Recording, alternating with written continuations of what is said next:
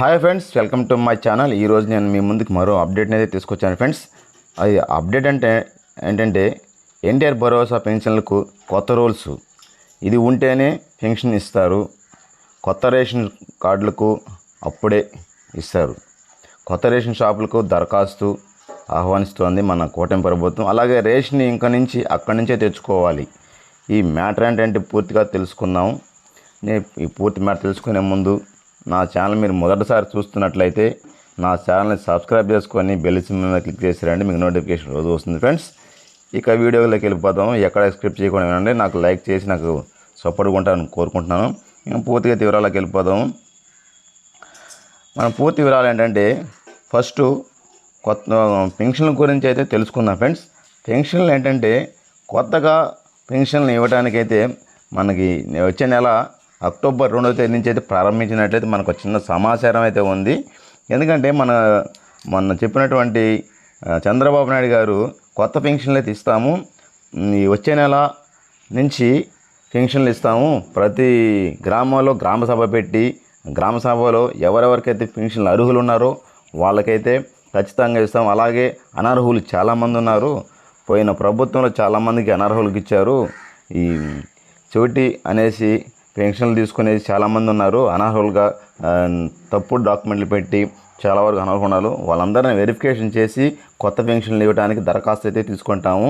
వచ్చే నెల అంతా పెన్షన్ల మీదనే గ్రామ సభలు పెట్టి కొత్త పెన్షన్లు మంజూరు చేస్తాము. అలాగే కొత్త పెన్షన్ల దరఖాస్తులకు ఆహ్వానం కూడా తీసుకుంటాం అనేసి చెప్పడం జరిగింది. కానీ వీటికి కొత్త రూల్స్ ఏంటంటే మనకు కావాల్సిన డాక్యుమెంట్లు అయితే పక్కాగా ఉండాలి. లేకపోతే ఎటు పరిస్థితులు తీసుకోము, ఎటువంటి వాళ్ళైనా సరే మేము తీసుకునే ప్రసక్తే లేదనేసి ఆయన చెప్పడం జరిగింది. అదేంటంటే రేషన్ కార్డులో ఉన్నటువంటి ప్రతి ఒక్కరూ గవర్నమెంట్ ఉద్యోగులు అయితే ఉండకూడదు. 5 ఎకరాల కంటే పొలం ఎక్కువ ఉన్న వాళ్ళకైతే పెన్షన్ ఇవ్వటం లేదు. అలాగే 4 చక్రాల వాహనం అనేది ఉంటే ఇవ్వననేసి గత ప్రభుత్వం చెప్పింది. అదే రూల్స్ కూడా ప్రస్తుతానికి అయితే పాటిస్తున్నారు. దాన్ని తీసేయాలనే ఆలోచనలో కూడా అయితే ఉన్నారు. అది ఇంకా మనకైతే పూర్తి వివరాలు అయితే రాలేదు.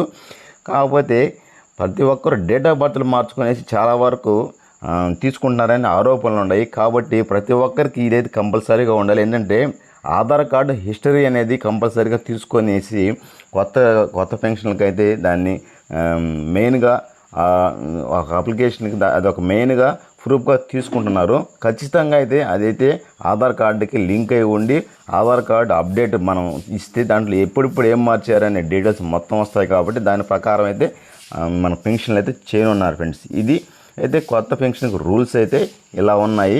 కానీ ప్రతి ఒక్కరు ఏ పెన్షన్లు అయితే తీసుకుంటారో దానికి తగ్గట్టు దరఖాస్తు అనేది ఖచ్చితంగా అయితే పక్కాగా ఉండాలి. ఫేక్ అయితే ఉండకూడదు. అంటే చెవిటిని కానీ మూగానే కానీ ఇటువంటి అంగవైకల్యం అనేటువంటి వాటిల్లో చాలా వరకు ఫేకులు జరుగుతున్నాయి అనేసి చాలామంది చెప్తున్నారు. అలాగే ఒంటరి మహిళలు కాకపోయినా ఒంటరి మహిళలు అనేసి, డబ్బు కార్యక్రమాలు కాకపోయినా డబ్బు కళాకారులు అనేసి ఇలా చాలామంది వరకు ఫేక్ సర్టిఫికేట్లు పెట్టారని చాలా వరకు తేలింది. కాబట్టి ఇవన్నీ సర్టిఫికేట్లు మీ ఏదైతే పెన్షన్లు ఉన్నాయో అవి ఖచ్చితంగా దానికి సంబంధించింది పెట్టుకోవాల్సిన కోరుకుంటున్నాను. అదండి ఈ పెన్షన్ సంబంధించిన రూల్స్.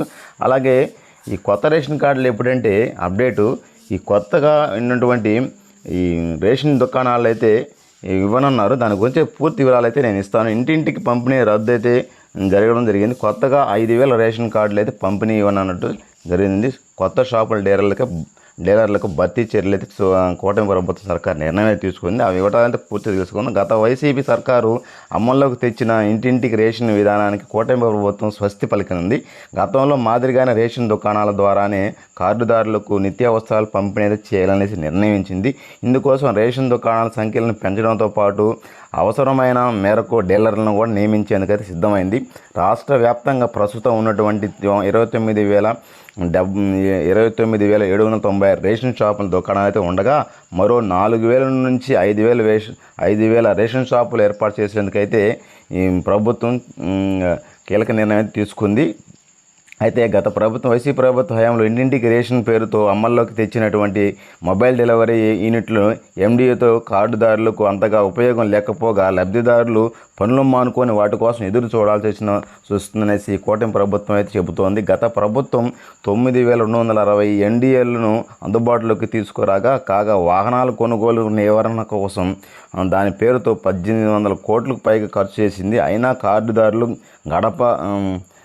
గడపల వద్దకు రేషన్లు అయితే చేరడం లేదు. ఇంటికి రేషన్ కాస్త వీధి రేషన్ పంపిణీ కాగా కొనసాగుతుంది. అయితే వీధిలో ఒక చోట ఎన్డీఏ వాహనం నిలుపుకొని చేసి ఆ వీధిలోని కార్డులు అందరికీ అక్కడే రేషన్ పంపిణీ చేస్తున్నారు. మరోపక్క రేషన్ వాహనాలు ఎండీఏ ఎప్పుడొస్తుందో తెలియక కూలి పనులు మానుకొని ఎదురు చూడాల్సిన పరిస్థితే ఏర్పడింది. ఎన్డీఏ వ్యవస్థ రాకముందు రేషన్ దుకాణాల ద్వారా రేషన్ పంపిణీ బాగుందనే అభిప్రాయం అయితే కార్డుదారులు ఉందనేసి ప్రభుత్వం చెబుతోంది. అయితే 30 నుంచి దుకాణాల విభజన అయితే ప్రక్రియ జరుగుతుంది. ఎన్డీఏ వ్యవస్థ తొలగించే రేషన్ కార్డుదారులకు వ్యవస్థను పరిచి రేషన్ డీలర్ల ద్వారానే నిత్యావసరాలు పంపిణీ చేయాలనేది కూటమి ప్రభుత్వం భావిస్తోంది. అయితే ఈ కూటమి ప్రభుత్వం భావిస్తున్న సందర్భంగా దగ్గరలోనే దుకాణాలు ఉంటే చూడటం, నిర్దేశించిన సమయంలో సరైన తూకంతో రేషన్ అందించడమే లక్ష్యంగా కొత్త దుకాణాలను అందుబాటులోకి తీసుకొచ్చేందుకైతే కసరత్తు అయితే ప్రారంభించింది ఫ్రెండ్స్. ఒకే డీలర్కు 2-3 దుకాణాలు ఇన్ఛార్జి బాధ్యతలు ఉన్నాయి. ఇప్పుడుండే పరిస్థితి అలా ఉంది. అలా కాకుండా అవసరమైన మేరకు యుద్ధ ప్రతిపాదన డీలర్లకు భర్తీ చేయడానికి ప్రభుత్వం చర్యలు చేపట్టింది. ఖాళీగా ఉన్న చోట్ల డీలర్లు నియమించడంతో పాటు కార్డుల సంఖ్య ఎక్కువగా ఉన్న ప్రాంతాల్లో కూడా కొత్తగా దుకాణాలు ఏర్పాటు చేయడానికైతే ప్రయత్నాలు అయితే సాధించింది ఫ్రెండ్స్. ఏపీలో 1.48 కోట్ల రేషన్ కార్డులు ఉన్నాయి. సగటున ఒక్కో దుకాణం పరిధిలో 500 రేషన్ కార్డులు అయితే వస్తాయనేసి చెబుతుంది. అయితే కొన్ని చోట్ల ఒక్కొక్క దుకాణం పరిధిలో 800 నుండి 1200 వరకు అయితే కార్డులు ఉన్నాయి.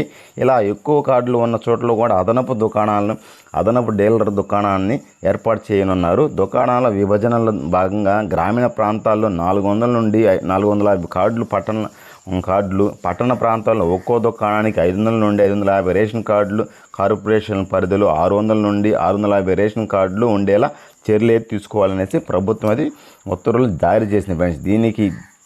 దీనివలన కార్డుదారులకు కిలోమీటర్ పరిధిలోనే రేషన్ దుకాణాలు అందుబాటులోకి అయితే ఉంటుందనేసి త్వరలోనే కొత్త దుకాణాలు ఏర్పాటు చేసేలా చర్యలు తీసుకుంటుందనేసి పౌర సరఫరాల శాఖ మంత్రి నాదెండ్ల మనోహర్ గారు అయితే మీడియాతో తెలిపారు ఫ్రెండ్స్. ఆ దిశగా పౌర సరఫరాల శాఖ అధికారులు చర్యలు ప్రారంభించింది. ప్రభుత్వం ఉత్తర్వులు జారీ చేసింది. 30వ తేదీ నుండి రేషన్ దుకాణాల విభజన ప్రక్రియ ప్రారంభిస్తున్నారు. అయితే రేషన్ డీలర్ల ద్వారా భర్తీ చేయాల్సిన దుకాణాలను గుర్తించి అక్టోబర్ 24వ తేదీ ఆర్డీఓ స్థాయిలో నోటిఫికేషన్ అయితే విడుదల చేస్తుంది. నవంబర్ 7వ తేదీ డీలర్ల నియామకానికి అయితే రాత పరీక్ష, నవంబర్ 12వ మౌఖిక ఇంటర్వ్యూ, ముఖాముఖి ఇంటర్వ్యూ నిర్వహిస్తారు. నవంబర్ 15వ తేదీన రాష్ట్ర వ్యాప్తంగా ఆర్డీఓ స్థాయిలో కొత్త రేషన్ డీలర్లను అయితే ఎంపిక చేస్తారు ఫ్రెండ్స్.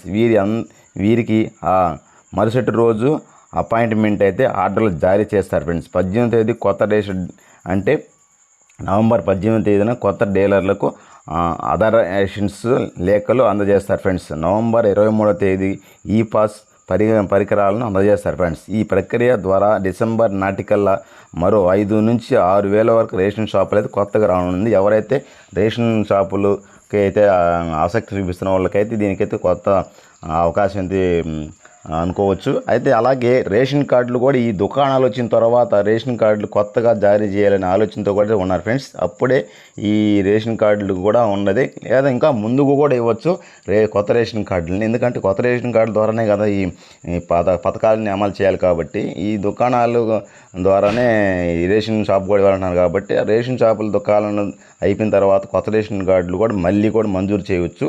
అయితే దానికి ముందు కూడా ఇప్పుడు ఉండే దరఖాస్తులు కూడా స్వీకరిస్తారనేసి అయితే మనకైతే చిన్న సమాచారం ఉంది ఫ్రెండ్స్. అయితే కొత్త రేషన్ కార్డులు అయితే అప్పుడైనా ఇవ్వచ్చు, ఇప్పుడైనా ఇవ్వచ్చు అనేది మనకైతే చిన్న సమాచారం ఉంది. అప్పుడు ఇస్తారనేది అయితే మనకు తెలియదు, ఈ మధ్యలోనే ఇవ్వచ్చు అనేసి అయితే మనకు చిన్న సమాచారం అయితే ఉంది ఫ్రెండ్స్. ఇది ఫ్రెండ్స్ ఈరోజు నేను చెప్పినటువంటి సమాచారం. మీకు నచ్చినట్లయితే నాకు లైక్ చేసి నాకు సపోర్ట్గా ఉంటారని కోరుకుంటున్నాను. తప్పులు ఏమైనా ఉంటే చిన్న చిన్న పొరపాట్లు మన్నించిన ఫ్రెండ్స్, నాకు సపోర్ట్గా ఇస్తారని కోరుకుంటున్నాను ఫ్రెండ్స్. బాయ్ ఫ్రెండ్స్, జై హింద్ ఫ్రెండ్స్.